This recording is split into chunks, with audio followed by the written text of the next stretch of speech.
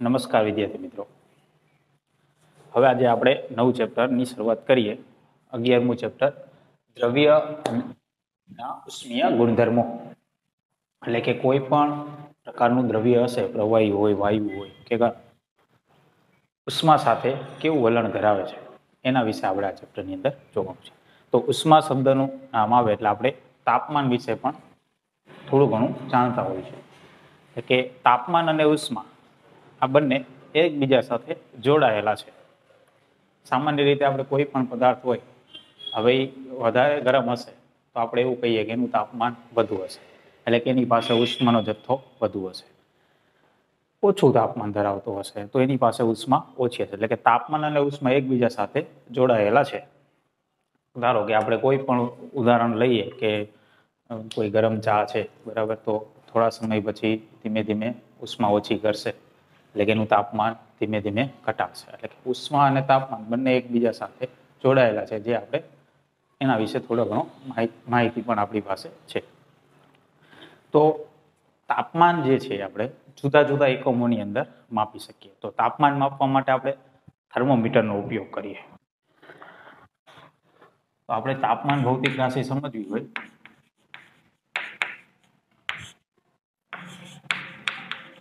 તો તાપમાન માપવું હોય તો આપણે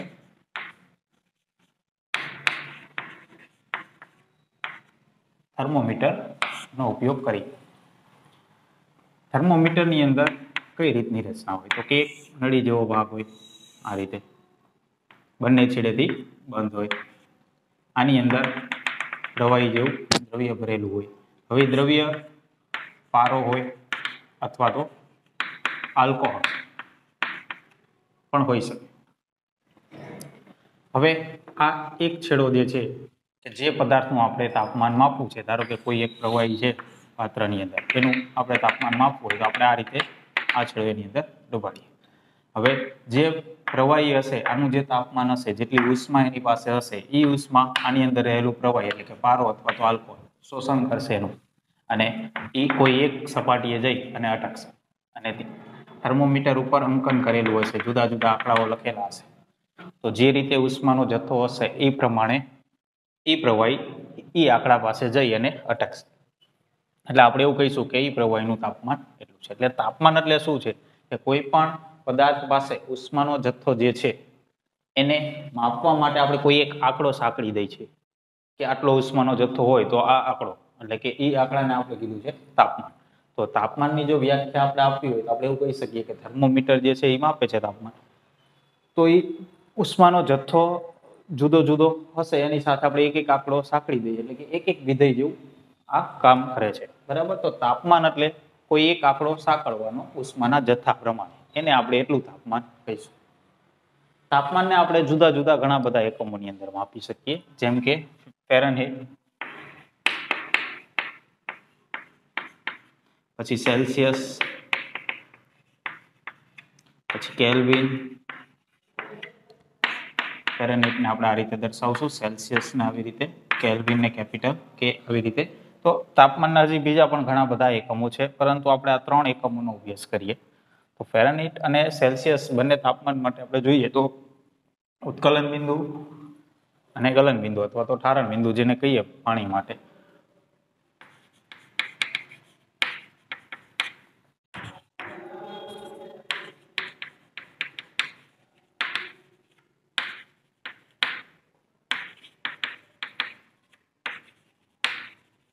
તો જો ફેરનહીટની અંદર માપીએ તો ઠારણ બિંદુ 32 ફેરનહીટ જોવા મળશે અને ઉત્કલન બિંદુ 212 ફેરનહીટ જોવા મળશે.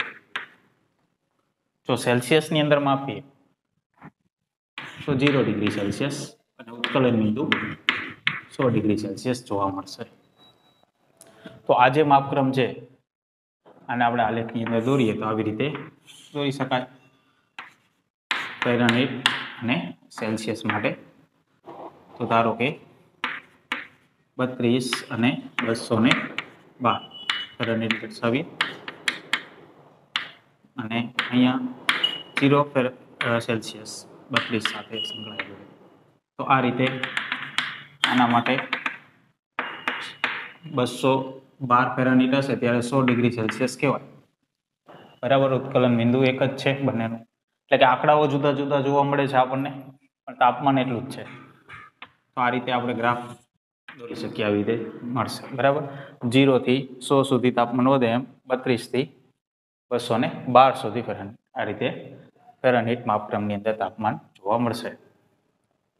તો આના માટે આપણે ગાળો જોઈએ તો આ બાજુ કેટલો થશે, 32 અને 212. તો 212 માઇનસ 32 કરશો એટલે લગભગ અહીંયા ગાળો જોવા મળશે 180.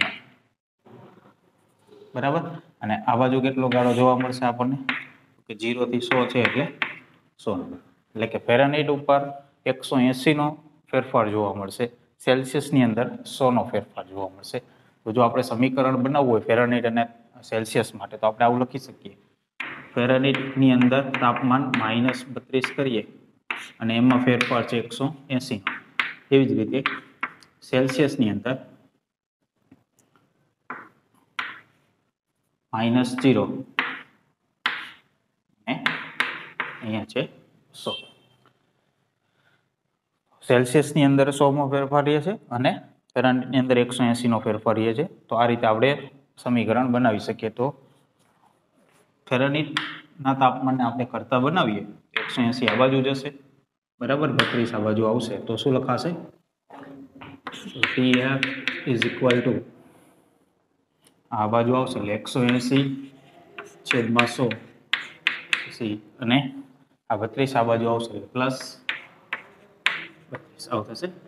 તો Tf ઇઝ ઇક્વલ ટુ અહીંયા આ કેન્સલ થશે, પછી અહીંયા 2 કેન્સલ થાય, અહીંયા 2 કેન્સલ થશે, અહીંયા 9 વધશે, અહીંયા 5 વધશે, પ્લસ 32.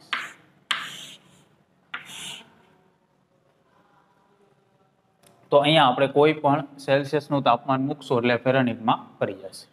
તો આ એક સમીકરણ થયું સેલ્સિયસ અને ફેરનહીટ માપક્રમ માટેનું, કે કોઈ પણ તાપમાન હોય, સેલ્સિયસમાં હશે તો ફેરનહીટમાં ફેરવી શકું, ફેરનહીટમાં હશે તો સેલ્સિયસમાં ફેરવી શકશું. બરાબર, તો ધારો કે 0 ડિગ્રી સેલ્સિયસ તાપમાન છે, તો અહીંયા જો 0 મૂકીએ એટલે કેટલું કીધું, 32. તો 0 ડિગ્રી સેલ્સિયસ એટલે કેટલું, 32 ફેરનહીટ. પછી એ જ રીતે ધારો કે 100 મૂકીએ, અહીંયા 100 લખશું, બરાબર, તો અહીંયા 5 કેન્સલ થશે 100 સાથે, એટલે કેટલું વધશે, 20. 20 ગુણ્યા 9 એટલે કે 180. 180 પ્લસ 32 એટલે કેટલું થશે, 212. તો એવી રીતે સેલ્સિયસનું કોઈ પણ તાપમાન હશે અહીંયા મૂકશું એટલે ફેરનહીટમાં ફરી જશે, અને કદાચ ફેરનહીટનું તાપમાન હશે એ અહીંયા મૂકશું તો આપણને સેલ્સિયસમાં મળી જશે. તો સેલ્સિયસ અને ફેરનહીટ આ બે એકમોની અંદર આપણે આ સમીકરણ દ્વારા કોઈ પણ આંકડો હશે એને આપણે ફેરવી શકશું. તો હવે આપણે વાત કરીએ કેલ્વિનની. તો કેલ્વિન માટે આપણે બોયલનો નિયમ, બોયલ નામના વૈજ્ઞાનિકે એક નિયમ આપ્યો હતો એ સમજીએ. કોઈ પણ વાયુ હોય એને એના માટે આપણે દબાણ અને કદ વચ્ચેનો સંબંધ જોઈએ, તાપમાન અચળ રાખીએ. બરાબર, તાપમાન અચળ રાખીએ કોઈ એક વાયુનું, તો દબાણ અને કદ વચ્ચેનો સંબંધ જોઈએ તો દબાણ અને કદ બંને ગેસ પ્રમાણની અંદર જોવા મળશે. એટલે કે વાયુનું દબાણ વધારીએ તો કદ ઘટે અને દબાણ ઘટાડીએ તો કદ વધે.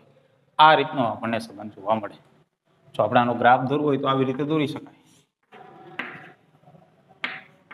એ વિરુદ્ધ બી. બરાબર, તો અહીંયા આપણે દબાણ વધારતા જઈશું તો કદ, એટલે કે અહીંયા વ્યસ્ત પ્રમાણ છે એટલે આ રીતે અતિવલય જેવો આકાર મળશે.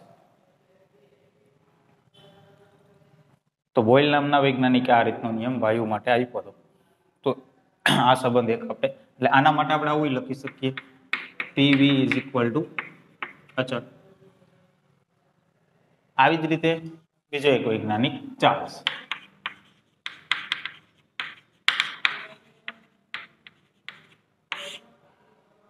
તો ચાર્લ્સના મત મુજબ જો આપણે દબાણ અચળ રાખીએ, કદ અને તાપમાન વચ્ચેનો સંબંધ મેળવીએ કોઈ વાયુ માટે, તો એ સમપ્રમાણ જોવા મળે આપણને.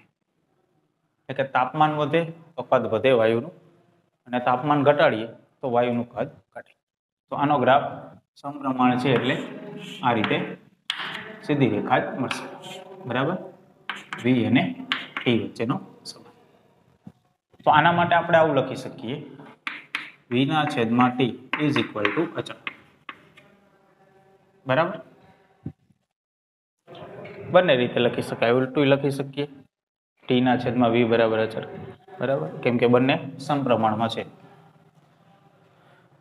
તો બોયલનો નિયમ અને ચાર્લ્સનો નિયમ વાયુ માટે આવી રીતે છે કે જો તાપમાન અચળ રાખશું તો દબાણ અને કદ વ્યસ્ત પ્રમાણમાં રહેશે, અને જો દબાણ અચળ રાખશું તો કદ અને તાપમાન અચળ સમપ્રમાણમાં રહેશે.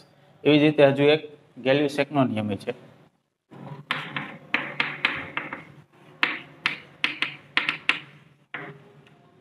ગેલ્યુસેક નામના વૈજ્ઞાનિકે આપ્યો છે, જેની અંદર એક વખત આપણે તાપમાનનું જોયું, દબાણ અચળ રાખ્યું, હવે આપણે કદ અચળ રાખીએ. તો આના માટે દબાણ અને તાપમાન બંને સમપ્રમાણમાં જોવા મળે છે. એટલે કે કોઈ વાયુનું કદ અચળ રાખીએ અને દબાણ વધારીએ તો તાપમાન વધે, અને દબાણ ઘટાડીએ તો તાપમાન ઘટે. તો આવું જોવા મળે છે. તો આના માટે ગ્રાફ આ રીતે જ મળશે, સીધી રેખા જ. તો આના માટે પણ આપણે આવું લખી શકીએ, P ના છેદમાં T ઇઝ ઇક્વલ ટુ અચળ, અથવા તો T ના છેદમાં V બરાબર અચળ. તો આ ત્રણ જુદા જુદા વૈજ્ઞાનિકોએ કોઈ વાયુ માટે દબાણ, કદ અને તાપમાન વારાફરતી અચળ રાખી અને બીજી બે ભૌતિક રાશિઓનું પ્રમાણ જોયું તો આ રીતે જોવા મળ્યું. જો આ ત્રણેયને આપણે એક સાથે ભેગા કરીએ તો કેવું લખી શકાય?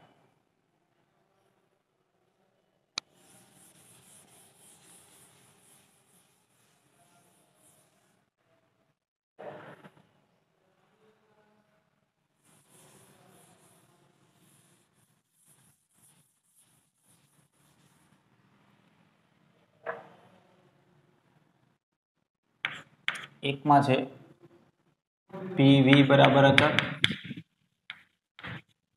બરાબર, બીજામાં છે V ના છેદમાં T બરાબર અચળ, અને ત્રીજામાં છે P ના છેદમાં T બરાબર અચળ. તો અહીંયા આપણે બધાને એક સાથે લખવું તો આવું લખી શકીએ, PV છેદમાં T બરાબર અચળ. બરાબર, PV છેદમાં T બરાબર અચળ. જો બધું P ના છેદમાં T અચળ આવી ગયું, V ના છેદમાં T અચળ આવી ગયું, PV બરાબર અચળ આવી ગયું. ત્રણેય એક સાથે લખવું હોય તો આવું લખી શકાય ત્રણેય માટે. તો હવે આ અચળાંક જે છે એની કિંમત જો આપણે મેળવીએ તો એ મળશે આ રીતે, મ્યુ અને R બે, જેની અંદર મ્યુ જે છે એ વાયુના મોલની સંખ્યા છે. તો વાયુના મોલની સંખ્યા એટલે શું? તો ધારો કે હું એમ કહું કોઈ એક વાયુ 1 મોલ છે, 1 મોલ એટલે કેટલો વાયુ થાય?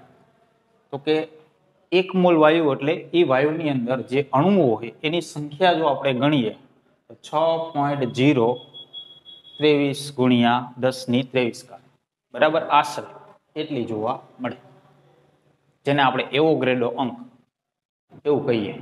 તો એને 1 મોલ કહેવાય. તો મ્યુ જે છે એ સંખ્યા બતાવશે કેટલા મોલ વાયુ છે, એના ઉપર આધાર રાખશે. ને R છે એ વાયુનો સાર્વત્રિક અચળાંક,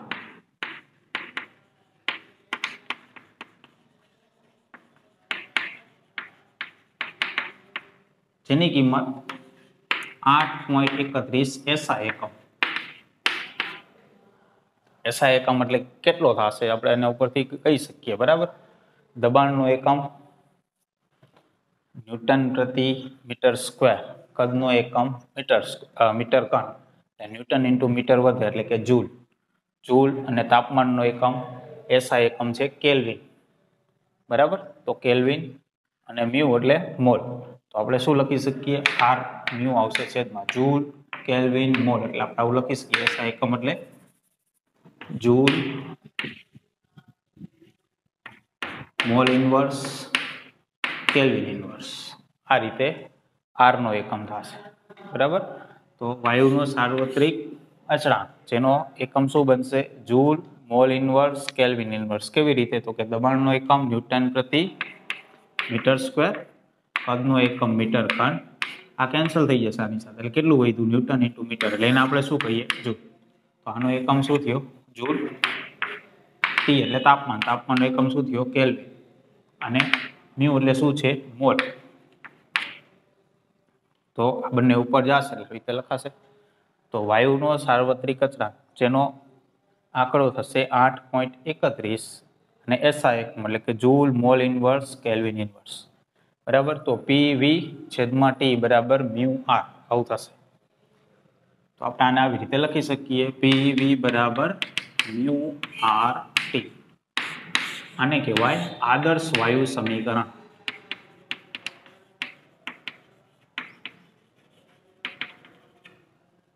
તો જે વાયુ આ સમીકરણનું પાલન કરે બરાબર એને આદર્શ વાયુ કહેવાય એટલે એટલા માટે આને આદર્શ વાયુ સમીકરણ જો કે એવો કોઈ વાયુ છે જ નહીં કે આ સમીકરણનું સંપૂર્ણ રીતે પાલન કરે પણ થોડા ઘણા અંશે આને અનુસરતા હોય તેને આપણે આદર્શ વાયુ કહી શકીએ તો અહીંયા આપણને આ રીતે મળે છે પીવી ના છેદમાં ટી બરાબર અચળ જો અહીંયા આપણે એવું વિચારીએ કે કોઈ એક વાયુ લઈએ કોઈ પણ એનું કદ અચળ લઈએ બરાબર એટલે કે વી ની કિંમત અચળ રાખીએ તો પી ચલે છે ટી એવું થશે બરાબર એટલે કે દબાણ અને તાપમાન સમપ્રમાણમાં થશે ગેલ્યુસેકનો જ નિયમ છે બરાબર કદ અચળ રાખશું તો આ રીતે થશે અને જો આપણે આનો ગ્રાફ દોરીએ એટલે કે જુદા જુદા દબાણની કિંમત માટે તાપમાનની કિંમતો માપતા જઈએ આ રીતે જો આપણે એનો ગ્રાફ દોરીએ તો એ ગ્રાફ આપણને આ રીતે જોવા મળશે અહીંયા દબાણ રાખીએ અને અહીંયા તાપમાન રાખીએ તો આપણને ગ્રાફ આવી રીતે જોવા મળે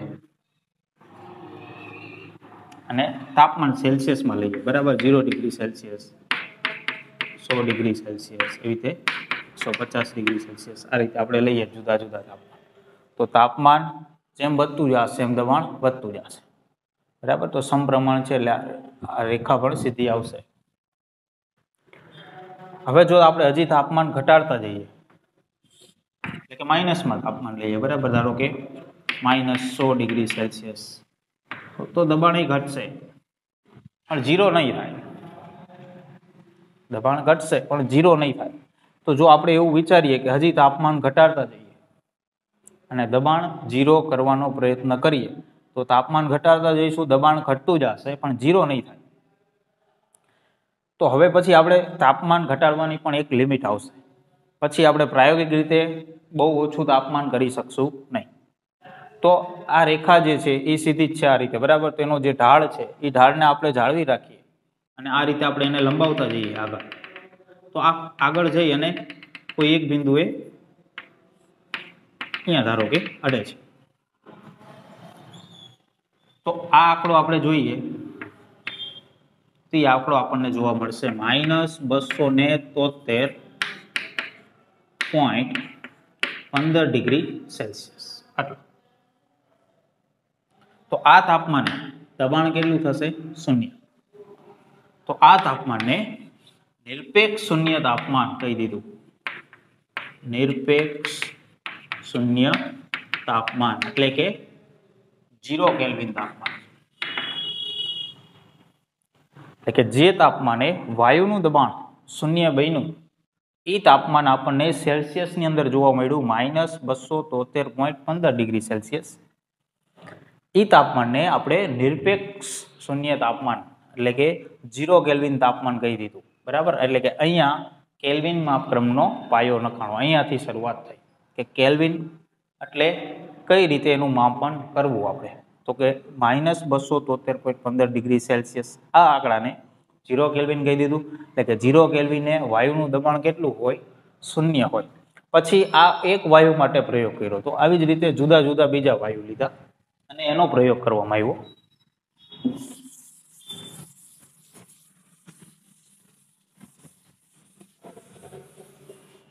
કેમ કે કદાચ એવું બને કે એક વાયુ માટે આ આંકડો મળતો હોય બીજા વાયુ માટે ન પણ મળતો હોય તો એના માટે બીજા જુદા જુદા 3 વાયુ લીધા બરાબર ત્રણેય વાયુ માટે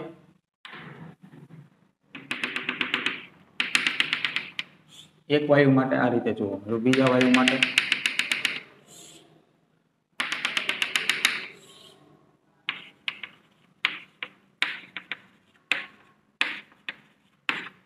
તો બધા માટે ઈ આંકડો જોવા જે મળ્યો એ આ જ હતો બરાબર, 273.15 ડિગ્રી સેલ્સિયસ આ જોવા મળ્યો બધા વાયુ માટે. એટલે એનો અર્થ એવો થયો કે દરેક વાયુ જે છે એ આ જ તાપમાને 0 દબાણ એ આવે છે બરાબર. તો દરેક વાયુ આ તાપમાને 0 દબાણે થાય, બધાનું દબાણ 0 થઈ જાય આ તાપમાન. એટલા માટે જ આને શું કીધું, 0 કેલ્વિન તાપમાન. તો આ તાપમાનને આપણે હવે 0 કેલ્વિન તાપમાન કહીશું. તો કેલ્વિન અને સેલ્સિયસ આ બે વચ્ચેનો સંબંધ શું થયો કે કેલ્વિન ની અંદર માપ જોતું હોય તો સેલ્સિયસ ની અંદર જે માપ હોય એની અંદર 273.15 ડિગ્રી સેલ્સિયસ એટલે કે આ આંકડો આપણે ઉમેરી દેવાનો બરાબર. ધારો કે અહીંયા આ આંકડો મૂકીએ તો કેટલું થઈ જશે, 0 થઈ જશે. તો 0 કેલ્વિન એને કીધું. તો આ એક આપણને સંબંધ મળ્યો. અથવા આના બરાબર લખીએ તો આ માઇનસ.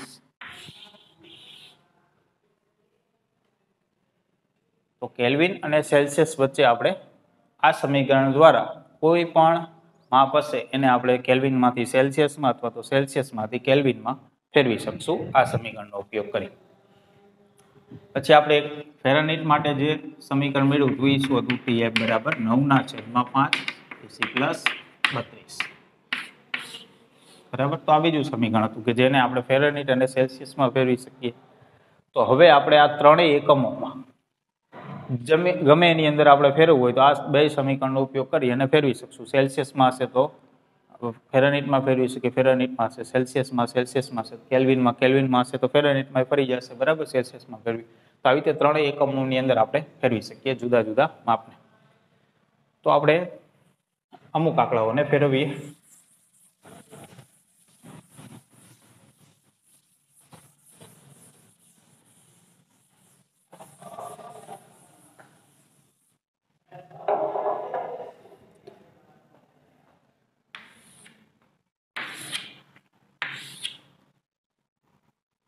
અહીંયા આપણે સેલ્સિયસમાં માપ રાખીએ, અહીંયા કેલ્વિનમાં રાખીએ, અહીંયા ફેરનહીટમાં રાખીએ.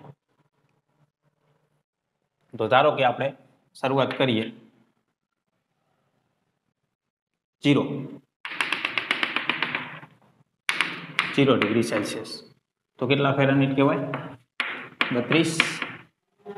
પછી ધારો કે લઈએ 100 ડિગ્રી સેલ્સિયસ, એના માટે કેટલા ફેરનહીટ કહેવાય, 212. તો કેલ્વિન ની અંદર કેટલું કહેવાશે, 0 ડિગ્રી સેલ્સિયસ.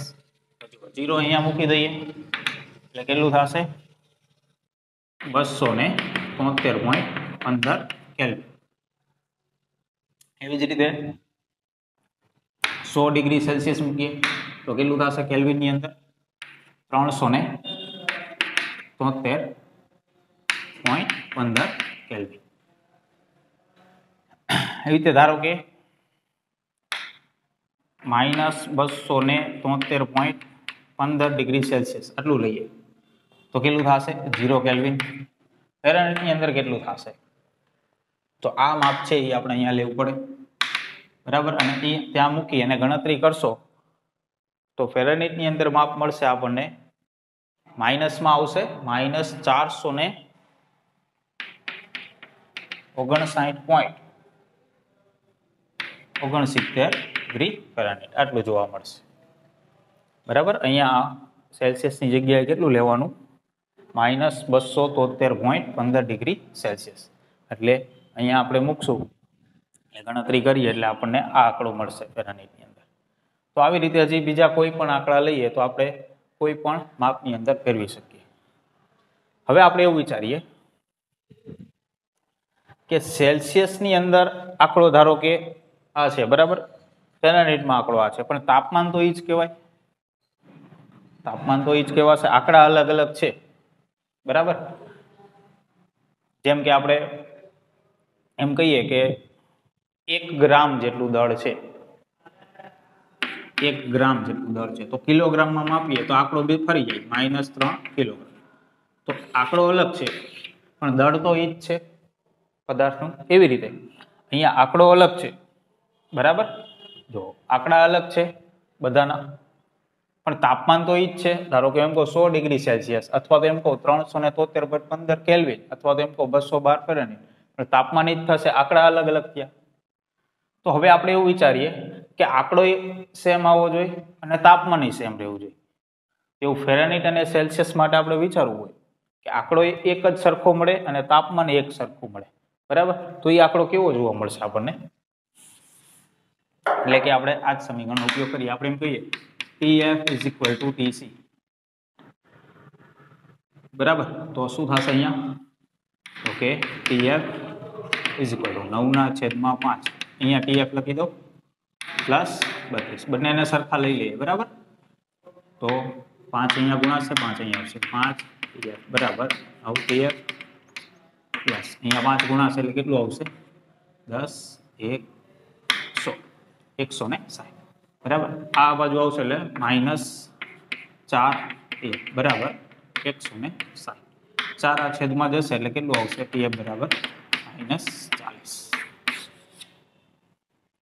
તો જો આપણે -40 આટલા ફેરનહીટ કહીએ કે -40 આટલા સેલ્સિયસ કહીએ, બંને તાપમાનની સરખા થયા અને આંકડો પણ સરખો થયો. તો કયું એવું તાપમાન છે કે ત્યાં સેલ્સિયસ અને ફેરનહીટ બંનેમાં ક્રમ સરખા થાય? તો -40 ડિગ્રી ફેરનહીટ કયો કે -40 ડિગ્રી સેલ્સિયસ કયો, બંને સરખા થાય. એવી જ રીતે આપણે જો મેળવવું હોય સેલ્સિયસ અને કેલ્વિન તો સરખા નહીં થાય, કેમ કે આટલું આગળ રહેશે, એ માપક્રમ ક્યારેય સરખો નહીં થાય. પણ કેલ્વિન અને ફેરનહીટ થઈ શકે, બરાબર. તો એના માટે જો આપણે મેળવવું હોય કે કયા આંકડા માટે એવું બનશે કેલ્વિન અને ફેરનહીટ બંને સરખા થાય, તો એના માટે આપણે શું કરશું? TC બરાબર લખવું હોય તો આ બાજુ આવશે માઇનસમાં, એ અહીંયા આપણે પેલા મૂકી દઈએ.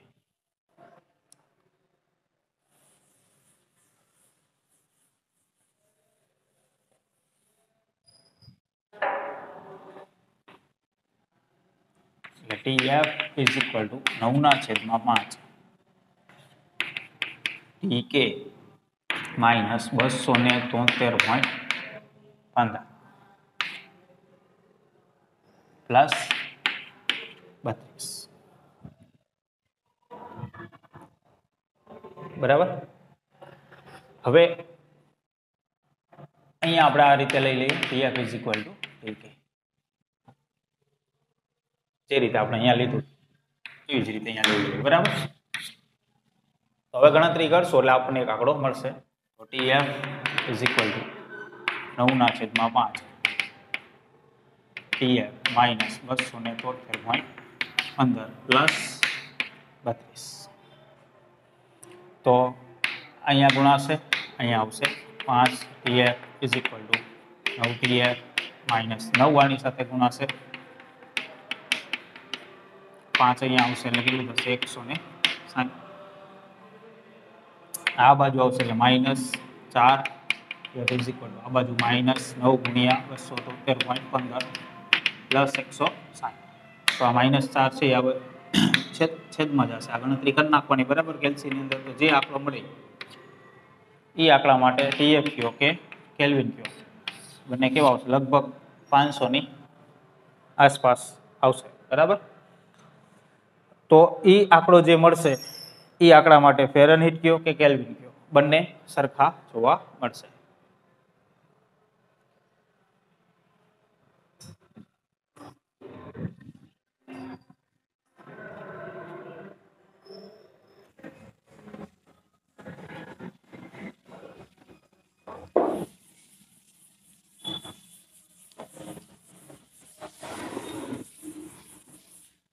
જો સ્વાધ્યાયની અંદર એક એક્ઝામ્પલ છે, એની અંદર આવી રીતે તાપમાન ફેરવવાનું કીધું છે કે નિયોન અને કાર્બન ડાયોક્સાઇડના ત્રિબિંદુ અનુક્રમે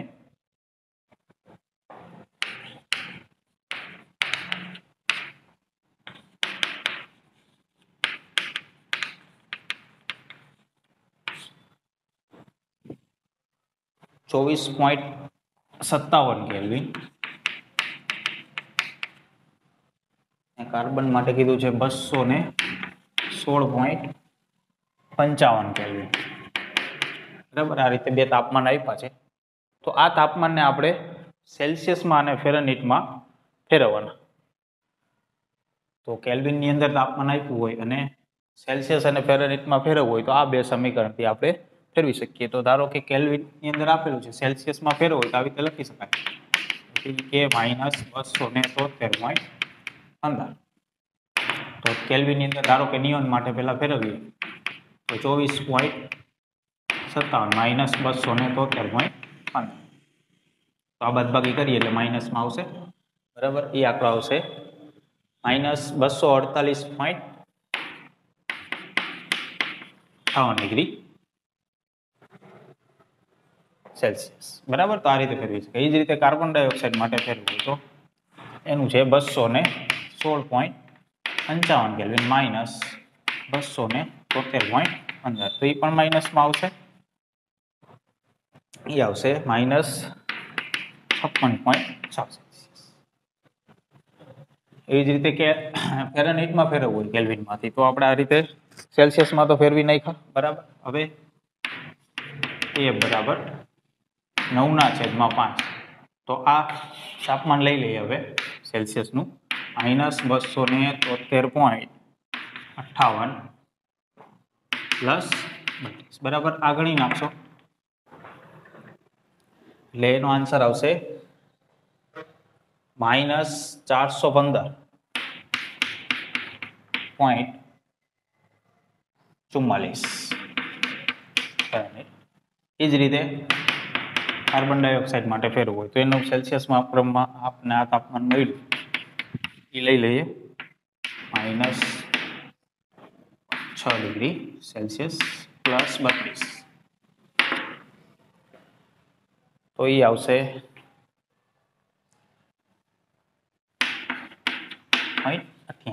69.88 ફેરનહીટ.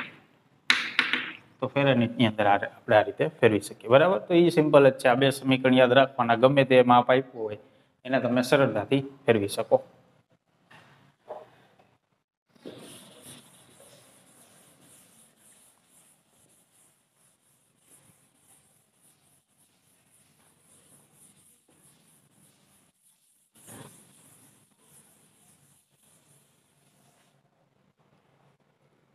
હવે આપણે જોઈએ પાણીમાં ઉષ્માનું અનિયમિત પ્રસરણ. તો પાણીની અંદર આપણને બીજા દ્રવ્ય કરતા તાપમાન સાથે ફેરફાર જે થશે એની ઘનતાનો એ આપણને જુદો જોવા મળશે. એટલા માટે જ પાણીની અંદર અનિયમિત પ્રસરણ એવું કીધું છે. એટલે ખરેખર જે રીતે તાપમાન સાથે ઘનતામાં વધારો ઘટાડો થવો જોઈએ જે બધા પદાર્થમાં થાય છે એવું પાણીની અંદર જોવા મળતું નથી. અને એના કારણે જીવસૃષ્ટિ એટલે કે જે આપણે જોઈએ છીએ કે પાણીની અંદર રહેતા જે પણ પ્રાણીઓ છે, બરાબર, એ પોતાનું જીવન ટકાવી શકે છે પાણીના આ ગુણધર્મના કારણે. તો એ સમજીએ કે સામાન્ય રીતે કોઈ પણ પદાર્થ હોય એનું તાપમાન ઘટે તો એનું કદ, તાપમાન ઘટશે તો એનું કદ ઘટશે અને કદ ઘટે એટલે ઘનતા વધે, બરાબર. સામાન્ય રીતે આ રીતે થાય.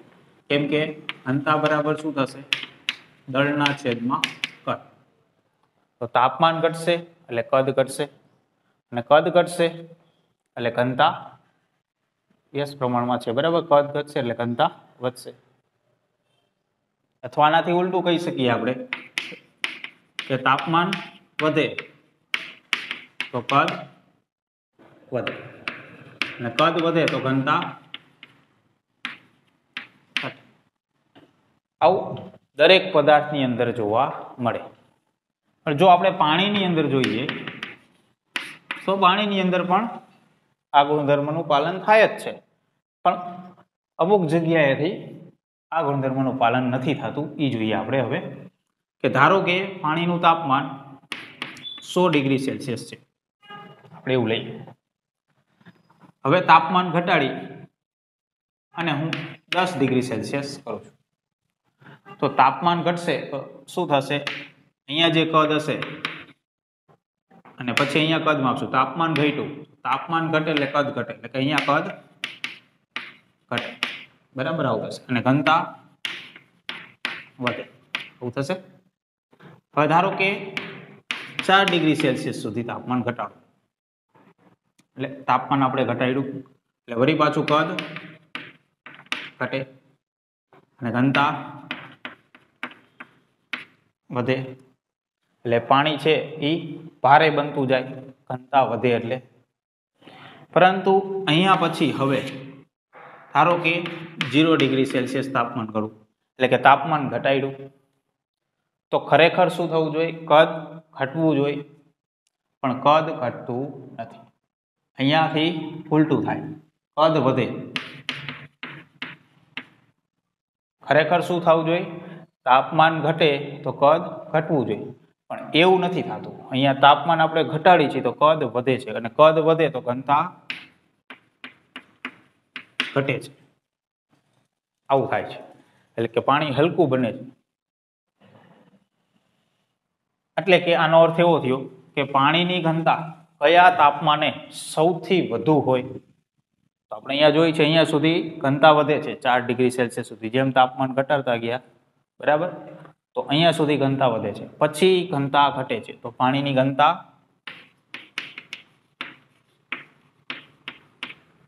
ચાર ડિગ્રી સેલ્સિયસ તાપમાને મહત્તમ હોય અને કદ સૌથી ઓછું હોય એના અણુનું, બરાબર.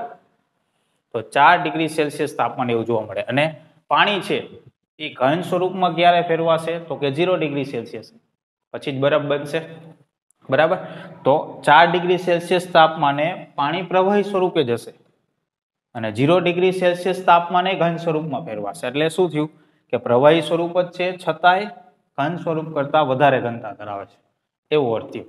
તો આ એક અનિયમિત થયું, બરાબર. ખરેખર નિયમિત રીતે જે દરેક પદાર્થમાં થાય છે એવું થવું જોઈએ, એવું અહીંયા ન થયું. એટલા માટે એવું કીધું છે પાણીની અંદર ઉષ્માનું અનિયમિત પ્રસરણ. આનાથી શું જોવા મળે છે એ સમજીએ હવે આપણે. ધારો કે આપણે એક પાત્ર વિચારીએ, આની અંદર પાણી છે,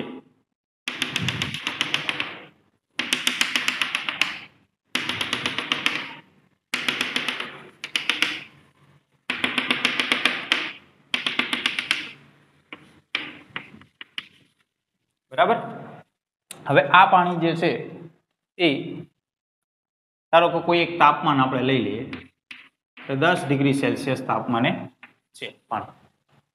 એટલે કે પાણીની અંદર રહેલા દરેક સ્તર બધાનું તાપમાન 10 ડિગ્રી સેલ્સિયસ છે. હવે ધારો કે આપણે આ તાપમાન ઘટાડીએ, તો તાપમાન ઘટાડીએ તો ખરેખર કેવી રીતે હશે? ધારો કે તળાવ હોય કે નદી હોય, હવે જે પાણીનો ઉપરની સપાટી જેને આપણે મુક્ત સપાટી કહી છે એ વાતાવરણના સંપર્કમાં હોય. હવે વાતાવરણનું તાપમાન ઘટે તો પહેલા સૌ પ્રથમ પાણીની જે ઉપરની સપાટી હશે એ વાતાવરણના સંપર્કમાં છે, તો ઉપરની સપાટી એટલે કે આનું તાપમાન સૌથી પહેલા ઘટે. તો ધારો કે 10 ડિગ્રી સેલ્સિયસ છે, વાતાવરણનું તાપમાન 9 ડિગ્રી સેલ્સિયસ થયું, તો સૌ પ્રથમ કેનું તાપમાન? આખા પાણીનું તાપમાન 9 ડિગ્રી સેલ્સિયસ ડાયરેક્ટ નહીં થઈ જાય, બરાબર. પહેલા જે ઉપરનું સ્તર છે એ વાતાવરણના સંપર્કમાં છે, તો આ સ્તરનું તાપમાન ઉપરના જે અણુઓ હશે, બરાબર, એનું તાપમાન 9 ડિગ્રી સેલ્સિયસ સૌ પ્રથમ થશે. જેથી કરીને શું થાય કે તાપમાન 10 માંથી 9 થયું એટલે કે કદ, તાપમાન ઘટશે તો કદ ઘટશે અને ઘનતા વધશે. ઘનતા વધશે એટલે એનો અર્થ શું થયો કે આ જે ઉપરનું સ્તર જે છે, બરાબર, એની ઘનતા વધારે છે નીચેના જે પાણીના જે સ્તર છે એના કરતા, અને ઘનતા વધારે એટલે એનું વજન વધારે થયું. વજન વધારે થાય એટલે આ સ્તર ક્યાં આવશે? નીચે આવશે. નીચે એટલે આ જગ્યાએ આવશે, અહીંયા. તો હવે આ સ્તર નીચે આવી જાય તો એના નીચેનું સ્તર છે એ વાતાવરણના સંપર્કમાં આવશે. વળી પાછું એનું તાપમાન કેટલું થશે? એનું તાપમાન હતું 10, પછી કેટલું થશે? વાતાવરણના સંપર્કમાં આવશે એટલે કે 9 થશે એટલે વળી પાછું એની ઘનતા વધી ગઈ હશે, એટલે કે વજનમાં વધી ગયું હશે. એટલે એ સ્તર ક્યાં આવશે? વળી પાછું નીચે આવશે. તો આવી રીતે એક પછી એક સ્તર વાતાવરણના સંપર્કમાં આવતા જશે અને આખા પાણીના જેટલા સ્તરો છે બધાનું તાપમાન કેટલું થઈ જશે? 9 ડિગ્રી સેલ્સિયસ થઈ જશે. તો આવી રીતે તાપમાનમાં પાણીની અંદર ફેરફાર જોવા મળતો હોય. હવે ધારો કે વાતાવરણનું તાપમાન ઘટી અને 4 ડિગ્રી સેલ્સિયસ થયું. ધારો કે ઠંડા વિસ્તારો જે હોય એની અંદર તો હજી માઇનસમાં હોય, બરાબર? તો આપણે એવું વિચારીએ કે 4 ડિગ્રી સેલ્સિયસ તાપમાન થયું. તો 4 ડિગ્રી સેલ્સિયસ તાપમાન થશે તો સૌ પ્રથમ કેનું તાપમાન 4 ડિગ્રી સેલ્સિયસ થશે? ધારો કે આ સ્તરનું. તો 4 ડિગ્રી સેલ્સિયસ તાપમાને અને ધારો કે પાણીનું તાપમાન 9 ડિગ્રી સેલ્સિયસ હતું તો ઘનતા વધારે હશે 4 ડિગ્રી, એટલે ઈ સ્તર ક્યાં જશે? નીચે જશે. પછી નીચેનું સ્તર ઉપર આવશે. એવી રીતે ધીમે ધીમે બધા સ્તરનું તાપમાન 4 ડિગ્રી સેલ્સિયસ થતું જશે અને આખા પાણીનું તાપમાન કેટલું થઈ ગયું હશે? 4 ડિગ્રી સેલ્સિયસ થઈ ગયું હશે. હવે પછી એવું વિચારો કે ધારો કે 4 ડિગ્રી સેલ્સિયસ માંથી તાપમાન 3 ડિગ્રી સેલ્સિયસ થયું. જો વાતાવરણનું તાપમાન 3 ડિગ્રી સેલ્સિયસ થશે તો ઉપરનું જે સ્તર હશે એનું તાપમાન કેટલું હતું? 4 ડિગ્રી સેલ્સિયસ. ઈ કેટલું થશે? 3 ડિગ્રી સેલ્સિયસ થશે. હવે વિચારો કે 4 ડિગ્રી સેલ્સિયસ પછી તાપમાન ઘટશે તો કદ વધશે અને ઘનતા ઘટે. એટલે કે 3 ડિગ્રી સેલ્સિયસ તાપમાન વાળું જે ઉપરનું જે પાણીનું સ્તર છે એની ઘનતા જે નીચેનું સ્તર જે છે જે 4 ડિગ્રી સેલ્સિયસ તાપમાન હોય એના કરતા એની ઘનતા ઓછી છે. ઘનતા ઓછી છે એટલે હવે નીચે આવશે નહીં. તો નીચેના પાણીનું તાપમાન 4 ડિગ્રી સેલ્સિયસ જ રહેશે પણ ઉપરનું સ્તર જે છે એનું તાપમાન 3 ડિગ્રી સેલ્સિયસ, એટલે કે હલકું છે એટલે ઉપરનું ઉપર રહેશે. તો વળી પાછું તાપમાન 3 માંથી 2 ડિગ્રી સેલ્સિયસ થશે તો પણ એવું જ રહેશે. ઉપરનું સ્તર ત્યાં જ રહેશે, એનું તાપમાન 2 ડિગ્રી સેલ્સિયસ થશે. હજી તાપમાન ઘટશે 1, 2, 0, પછી 0 માં માઇનસમાં જશે. ધારો કે -10 ડિગ્રી સેલ્સિયસ તાપમાન આવી રીતે ઘટતું જશે. તો ઉપરનું જે સ્તર હશે, બરાબર, ઉપરના થોડા સ્તરો એનું તાપમાન ખાલી ઘટતું જશે. એટલે આ સ્તર જે છે 0 પછી શું થઈ જશે? બરફ સ્વરૂપની અંદર ફેરવાઈ જશે. એટલે કે ઉપરનો જે ભાગ હશે એ બરફ હશે પણ નીચેનું જે પાણી છે એ તો કયા તાપમાને હશે? એ તો 4 ડિગ્રી સેલ્સિયસ તાપમાને જ હશે અને એ પ્રવાહી સ્વરૂપે હશે. ઉપરનું જે સ્વરૂપ છે એ બરફ એટલે કે ઘન થઈ ગયું પણ નીચેનું સ્વરૂપ છે એ પ્રવાહી એટલે કે આટલા તાપમાને હશે. તો આવું થશે. એટલે આપણે ઘણી વખત જોઈએ છીએ કે પાણી ઉપરથી આપણને એવું લાગે બરફ છે પણ અંદર પ્રવાહી સ્વરૂપ હોય, બરાબર? ઘણી વખત આપણે ફ્રીજમાંથી પાણી કાઢીએ તો એની અંદર એવું જોવા મળે કાચો બરફ, જેને આપણે કહીએ કે અંદર નીચે પાણી હોય પણ ઉપર બરફ હોય. તો આવું આ કારણોથી થાય છે અને આ જ કારણોથી જે પાણીની અંદર રહેતા પ્રાણીઓ છે એ જીવી શકે છે, બરાબર? કારણ કે પ્રવાહી સ્વરૂપ, જો બધું બરફ થઈ જશે તો કોઈ પ્રાણી એમાં જીવી શકશે નહીં. એટલે પ્રવાહી સ્વરૂપ જે રહેશે તો એની અંદર પ્રાણીઓ રહી શકશે. તો આ જ કારણથી પાણીના અનિયમિત પ્રસરણ જે છે એના જ કારણે જીવસૃષ્ટિ ટકી રહી છે, બરાબર? તો આ રીતે આપણે કહી શકીએ પાણીની અંદર તાપમાન સાથે એની ઘનતામાં જે ફેરફાર થાય છે એના કારણે આ રીતનું આપણને જોવા મળે છે, બરાબર?